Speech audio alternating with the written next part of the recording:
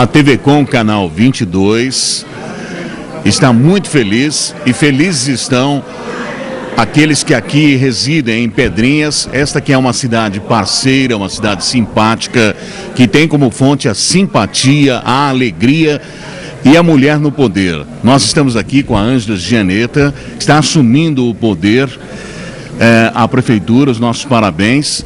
E você já vem de uma experiência anterior no lado social, no lado administrativo, em que pese toda a sua experiência, no que isso poderá contribuir para que você possa implementar uma administração à altura da expectativa do povo, da expectativa daqueles que aqui estiveram hoje na sua posse.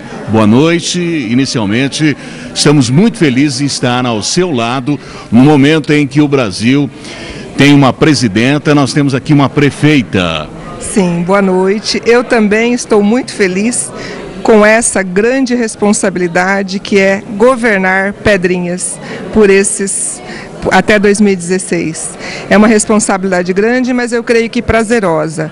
Eu administrei a Secretaria Municipal de Educação e fui presidente do Fundo Social. E com isso pude perceber aquilo bem próximo, né, das pessoas, aquilo que as pessoas anseiam.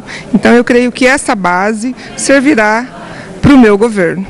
As pessoas podem, né, acreditar na nossa administração, porque a gente vai tentar fazer o melhor possível na medida em que as pessoas vão precisando e a gente vai sentindo aquilo que elas necessitam.